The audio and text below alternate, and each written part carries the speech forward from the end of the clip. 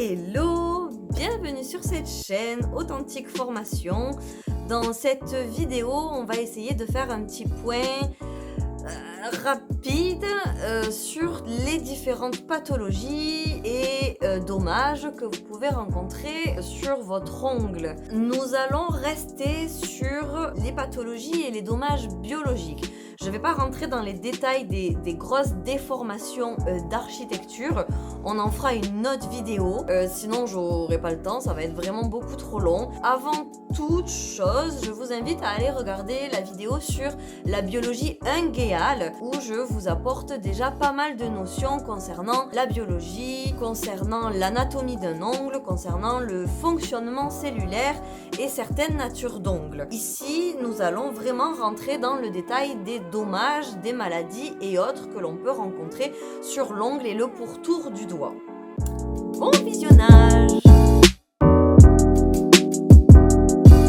Bien, alors, nous allons commencer par quelque chose que vous allez rencontrer régulièrement et malheureusement, quand vous travaillez les cuticules de vos clientes, vous créez un dommage et du coup, vous ouvrez à de potentiels risques d'autres pathologies. Donc, quelle est-elle? Ça va être l'inflammation. L'inflammation de quoi? Regardez, l'inflammation de tout ce qui va être repli, pourtour, peau et chair aux alentours de votre ongle. Alors cette inflammation, elle peut venir de différentes choses.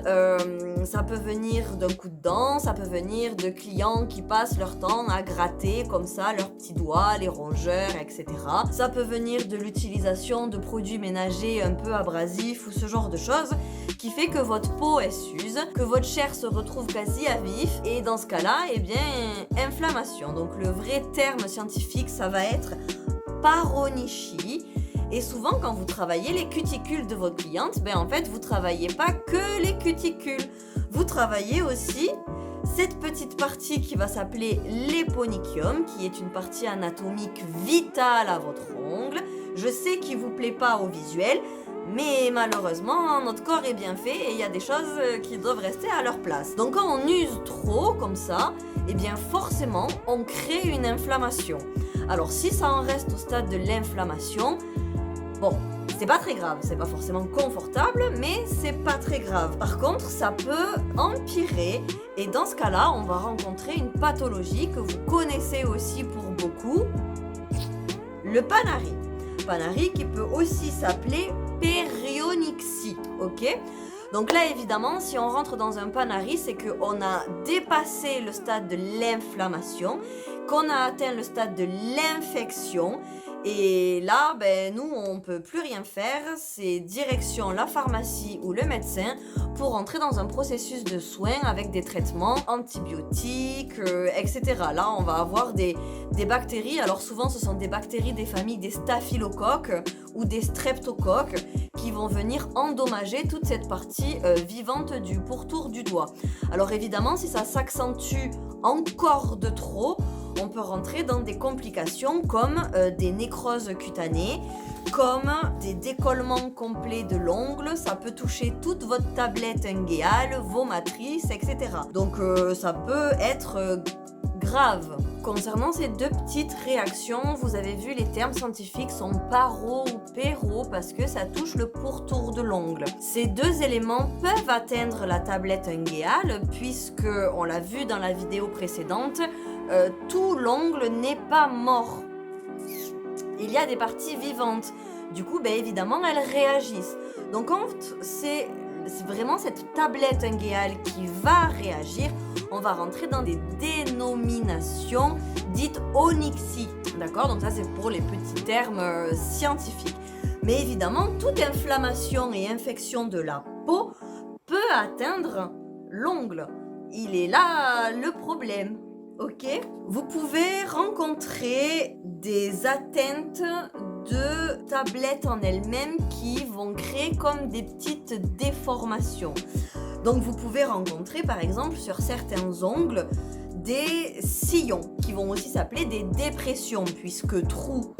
Vous pouvez aussi avoir des bosses qui vont être nommer comme des crêtes puisque ça va être en relief. Tous ces effets-là de déformation de la structure lisse peuvent venir d'une atteinte des matrices, de la matrice, donc des matrices qui du coup synthétisent, produisent une kératine de structure un peu différente. Il y a certaines déformations où vous pourrez rien en faire. Si vous avez un ongle strié ou si vous avez un ongle à crête, ne vous amusez pas à lisser puisque du coup vous allez toucher toute la partie couche cornée. C'est cette partie-là sur laquelle nous, prothésistes ongulaires, on s'accroche, d'accord? Donc si vous venez lisser, vous tombez sur les couches inférieures fibreuses et du coup vivantes, et là, c'est plus notre boulot.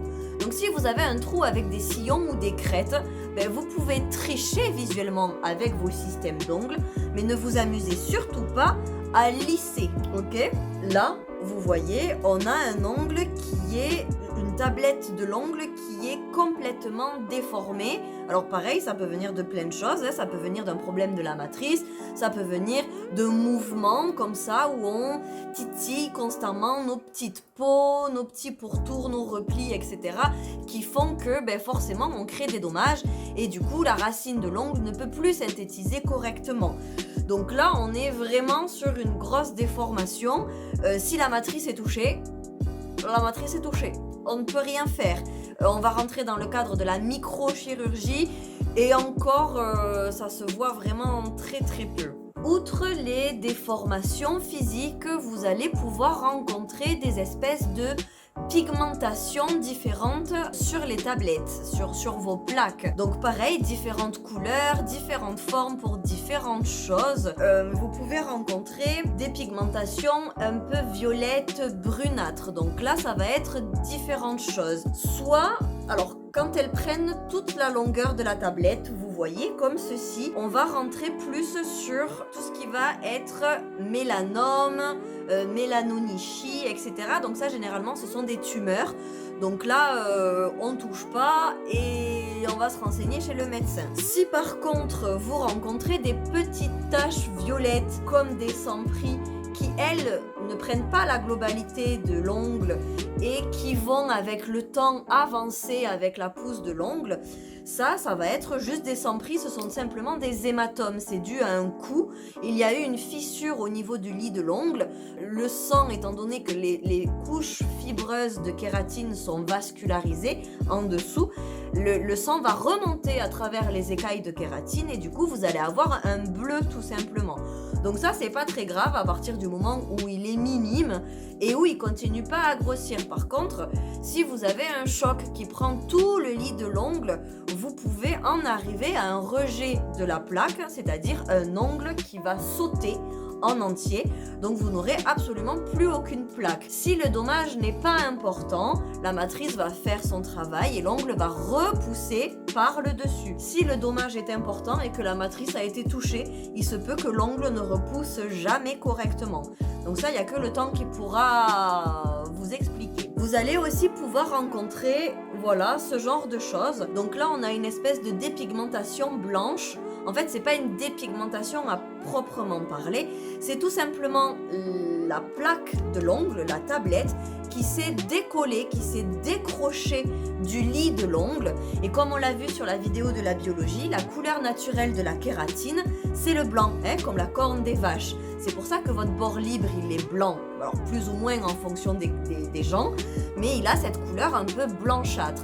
Donc si vous avez un sourire naturel comme ici, qui se déforme avec des taches blanches qui apparaissent, qui ressemblent à ça, c'est tout simplement un décollement de votre ongle. Alors, est-ce que c'est grave? Pas tant, à partir du moment où il n'y a pas de plaie. Vous pouvez poser par-dessus, il faut juste faire attention qu'il n'y ait pas des chocs supplémentaires, qu'il n'y ait pas à l'intérieur du décollement des infiltrations d'eau ou autre, ou de saleté, de bactéries, etc., qui pourraient pousser du coup à d'autres pathologies. Si vous Prenez la décision de garder du gel pour créer un étau, pas de souci à partir du moment où l'ongle est sain. Par contre, vous devez faire attention à effectuer des pauses courtes puisque plus c'est long et plus ça va être soumis au choc et aux vibrations de plus en plus importantes. Donc si on a un décollement de plaque, qui va aussi s'appeler onycholyse, vous pouvez garder une structure solide par le dessus, mais sur une petite longueur, et vous expliquez à votre cliente ce qui se passe et que faut faire attention au choc. Donc là, c'est un peu à elle d'être prudente. Si vous voyez que ça s'accentue, on arrête tout et voilà. Alors comment est-ce que ça va se réparer? Des fois ça se ressoude tout seul, des fois ça se ressoude pas et c'est la pousse de l'ongle dans le temps qui fait qu'il se réenclenche dans le doigt. Vous amusez pas à vider non plus, vous amusez pas à retirer tout ce décollement de là, à créer un trou. Ça peut se faire mais c'est pas judicieux, d'autant que du coup vous serez obligé de faire une reconstruction de plaque qui n'est plus du tout le même protocole qu'une pose de gel simple. Donc si votre décollement est sain entre guillemets, gardez-le, gainez fort, faites du court et attendez que le temps fasse son travail. Vous pouvez rencontrer des pathologies d'ongles qui sont liées à des champignons et autres problématiques du genre. Là, nous avons l'exemple type d'un ongle qui a une mycose. Donc la mycose, c'est dû à un champignon, c'est pas dû à une bactérie, c'est un champignon qui est venu, qui s'est incrusté entre les écailles et qui, grâce à l'humidité, à la chaleur et tout ça, a pu se proliférer. Et dans ce cas-là, il va agir, il va prendre la place de la kératine et il va transformer toute la structure de votre plaque. C'est pour ça qu'on a cet effet un peu granuleux qui va s'effriter et de couleur un peu jaunâtre. Alors si vous êtes sur un stade très très avancé, ça peut arriver sur des colorations vraiment brunes, chocolat. La mycose va être quelque chose qui se passe très facilement. Donc si vous avez un doute et que vous pensez que votre client ou votre cliente a une mycose, on touche pas, on va voir le pharmacien, le médecin, elle fait ce qu'elle veut et quand le processus de prolifération est terminé, quand le champignon a été détruit, là elle revient vous voir. Parce que si vous prenez le risque d'agir sur ce genre de problématique, vous prenez le risque de le transférer à tout le monde. Et ça se transfère vraiment très très vite. Là, souvent, il faut aussi des gros traitements. Alors, tuer le champignon ne va pas dire restructurer l'ongle. Il se peut que même le champignon tué, la mycose terminée, la cause effacée, l'ongle garde cette structure complètement granuleuse. Là, il n'y a que le temps qui fera son travail, donc on laisse pousser. Si le médecin dit c'est bon, il n'y a plus de risque, nous, on peut venir par le dessus, nettoyer et poser un artifice. Si le médecin n'a pas donné son accord, vous ne touchez pas, ok ? Les mycoses, vous allez les rencontrer plus régulièrement sur les pieds. Pourquoi ? Parce que ça macère, parce que c'est vachement plus humide que les mains et parce qu'à cause des nombreux chocs répétés dans les chaussures et autres, c'est porte ouverte à de plus gros risques. Sous cet effet-là aussi, vous pouvez rencontrer des déformations, notamment liées à des maladies comme les psoriasis ou les eczémas qui peuvent se transférer à l'ongle. N'oubliez pas que toutes les pathologies liées à la peau peuvent être transférées à l'ongle. Donc si votre cliente elle est à tendance, eczéma, psoriasis, etc., toujours restez prudent par rapport à ça.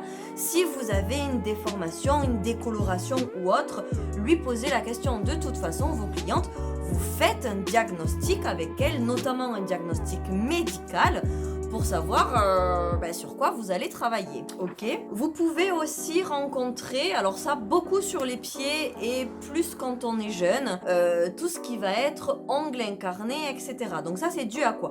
C'est dû à des plaques d'ongles qui sont un petit peu... qui sont fort implantées avec une grosse architecture rentrante et vous avez souvent des bourrelets et des replis très charnus. Du coup, au moment de la pousse de l'ongle va être obligé d'appuyer sur cette partie chère et va rentrer à l'intérieur. Des fois, ça fait sa place tout seul et des fois, ça la fait pas. Donc là, évidemment, on va retrouver cette partie inflammation, voire même cette partie infection. Si on en arrive là, ben on ne touche pas, il n'y a que de la chirurgie qui peut faire quelque chose. Et à partir du moment où il y a une plaie, où il y a une bactérie, où il y a une problématique champignon ou autre, vous ne touchez pas. Vous pouvez agir sur une structure anormale mais saine biologiquement, mais vous ne pourrez pas agir sur de la biologie. Là, ce n'est plus votre travail. Au niveau des bactéries, on peut aussi rencontrer, celle-là vous la connaissez, cette petite tache, enfin petite ou grande en fonction de l'avancée du processus, vous voyez, bleu-vert. Donc ça, c'est une bactérie qui s'appelle la Pseudomonas, qui est une bactérie de putréfaction. En fait, c'est une moisissure, hein, tout simplement. Donc elle, comment est-ce qu'elle arrive là? Elle est véhiculée par une infiltration d'eau. Et comme elle est prise dans les écailles de l'ongle et souvent sous du gel, coloré notamment, elle va se développer puisqu'elle adore l'humidité, la chaleur et l'obscurité comme beaucoup de bactéries d'ailleurs. Donc là, pareil, si vous rencontrez ce genre de choses, si c'est en surface, que le processus n'a pas fort démarré, vous pouvez prendre le risque, ben là c'est à vous de voir avec la cliente et son accord évidemment, vous pouvez prendre le risque en travaillant la couche cornée, de la faire sortir et de reposer par-dessus. Vérifiez évidemment que sur les cycles qui arrivent, sur les cycles prochains, quand la cliente elle revient, que ça n'est pas empiré. Si par contre vous rencontrez une cliente avec un processus très avancé, c'est-à-dire une grosse tache qui est bien colorée, qui est bien incrustée dans toute l'épaisseur de l'ongle, ben là vous touchez pas. Elle va chez le médecin et elle effectue un traitement, pareil, antibiotique, désinfection ou autre, qui va être adapté à la suppression de la bactérie. Pareil, la Pseudomonas, c'est une bactérie qui se transfère assez facilement. Donc dans tous les cas, protocole de désinfection, plus. Dans tous les cas, on désinfecte. Mais si vous rencontrez ce genre de choses, soyez encore plus précis sur le nettoyage de vos outils, voire même on jette les limes, les bâtonnets de buis et tout ce genre de choses. On évite de tout transférer à tout le monde. Ceci que j'aime beaucoup, la légende urbaine raconte que c'est un manque de calcium. Alors pareil, on l'a vu dans la vidéo concernant la biologie de l'ongle. Dans l'ongle, vous avez 0,03% de calcium. Si vous êtes en manque de calcium, on ne le verra pas dans l'ongle. Donc non, ce n'est pas dû à ça. Encore une fois, cette tache blanche est blanche puisqu'on retrouve la couleur naturelle de la kératine d'elle-même. En fait, c'est quoi? C'est tout simplement un micro-traumatisme de vos filaments de kératine. C'est un choc. Il y a eu un petit choc, une vibration qui est mal passée et vous avez une écaille de kératine ou un filament de kératine qui s'est ouvert et du coup, comme il s'est désolidarisé de la structure générale de votre ongle, on voit sa couleur, il est blanc. Donc ça pareil, hein, on creuse pas, on vient pas l'enlever, tant pis, l'écaille elle est ouverte. Vous pouvez poser par le dessus, c'est pas un souci. On évite juste d'accentuer le processus et de casser toutes les écailles du tour, d'accord? Donc ça là, c'est pas très grave, ce sont des petits coups, on peut en rencontrer très régulièrement. Alors évidemment, on en rencontrera plus quand ce seront des ongles secs qui auront tendance à lâcher plus vite que les ongles gras et très élastiques qui eux ont une souplesse qui fait qu'ils vont encaisser plus facilement les chocs et autres micro-traumatismes. Vous pouvez rencontrer, alors pareil, beaucoup plus sur les pieds et là beaucoup plus sur les personnes âgées, ce genre de déformations qui vont s'appeler des onychogryphoses. Alors en fait, tout simplement, c'est quoi? C'est un épaississement de la tablette unguéale, c'est un épaississement des filaments de kératine qui vont donner cet effet griffe, cet effet crochu. Alors, quand c'est pas très avancé, on peut nous affiner un petit peu et essayer de récupérer les parties les plus solides et les plus saines en dessous pour pouvoir poser par-dessus. Si le processus est vraiment très accentué, en fait, ça se désagrège complètement. Donc là, vous pouvez rien faire. Il n'y a qu'un podologue ou pareil, un chirurgien qui pourra faire quelque chose. Ok, donc là, petit résumé rapide, hein. Vous avez vu, comme je disais dans l'autre vidéo, cette partie anatomie, biologie et pathologie en formation, elle me prend quasiment une journée. Donc là, ça va être un peu compliqué de rentrer dans les détails, mais l'idée, c'est que si vous avez une décoloration, si vous avez des peaux ou des pourtours qui gonflent ou qui rougissent, si vous avez des douleurs particulières qui apparaissent ou des gènes, si vous avez une déstructuration des lamelles de kératine, des ongles qui épaississent, qui strient, alors que ce soit dans la longueur ou dans la largeur, ou bon, vous pouvez vous dire qu'il y a une problématique quelque part. Vous, dans tous les cas, vous n'êtes pas médecin, vous n'avez pas le droit d'effectuer un diagnostic médical. Vous avez le droit de dire à la cliente, attention, là je suppose quelque chose. Prenez le risque ou pas d'agir, ça c'est votre problème. Faites attention quand des fois on a l'impression que donner notre avis c'est rassurer la cliente. Alors pas toujours, parce que par exemple si vous tombez sur un mélanome et que la cliente n'en est pas consciente et que vous lui dites « Oh, attention, vous avez une cellule cancéreuse sur l'ongle », panique. Panique, c'est-à-dire que vous n'êtes pas médecin, donc soit elle n'a pas confiance en vous et elle vous crachera dessus, entre guillemets, parce que vous lui avez fait peur, soit elle va prendre peur, elle va se mettre à paniquer toute seule et elle n'ira pas voir le médecin de peur d'avoir le vrai diagnostic. Donc si vous supposez quelque chose de grave, vous n'émettez aucune supposition. Vous dites, écoutez, là il y a quelque chose que je ne comprends pas, il y a une problématique, c'est sûr, je vous conseille d'aller voir le médecin. Et là après, c'est le médecin qui vous donnera le feu vert. Alors quand c'est des choses qui sont pas très graves, comme des petits chocs, comme des stries dans la longueur, comme nous on peut agir. On peut agir sur le visuel, on peut agir sur le physique, on peut agir sur l'esthétique de l'ongle. On ne pourra jamais, à l'heure actuelle en tout cas, agir sur la biologie. Si vous agissez et qu'il arrive quoi que ce soit, vous n'êtes protégé en rien et vous serez même mis en tort, ok? Donc si vous supposez quelque chose, on laisse partir la cliente. Et vous attendez le feu vert du médecin, du podologue, du pharmacien, du dermato, peu importe. Ce qui peut être pratique à reconnaître les pathologies, c'est de l'orienter le plus facilement vers le spécialiste adapté. Qu'elle aille pas voir le généraliste pour quelque chose que peut faire le pharmacien ou qu'elle n'attende pas 6 mois un rendez-vous chez le dermato si un podologue peut lui faire quelque chose. Vous comprenez? Donc vous faites attention à ce que c'est, essayez de les reconnaître pour orienter la cliente, mais n'agissez pas quand vous supposez quelque chose de grave, d'accord? Mais dites-vous que s'il y a une déformation, une décoloration ou autre, c'est qu'il y a un problème. Et faites attention quand vous travaillez vos cuticules. Je sais que le visuel vous gêne, mais là c'est un problème physique. Ce n'est pas un problème... Travailler la cuticule au point d'en arriver à une inflammation, le concept du « faut souffrir pour être belle », je suis désolée mais je suis pas d'accord. À partir du moment où on crée un dommage au corps, c'est qu'on n'est pas à notre place, quoi qu'il arrive. Donc il existe des protocoles où on retire les cuticules qui gênent le gel, où on vient plaquer cet éponychium le temps de prendre la photo, mais on laisse le corps faire son travail.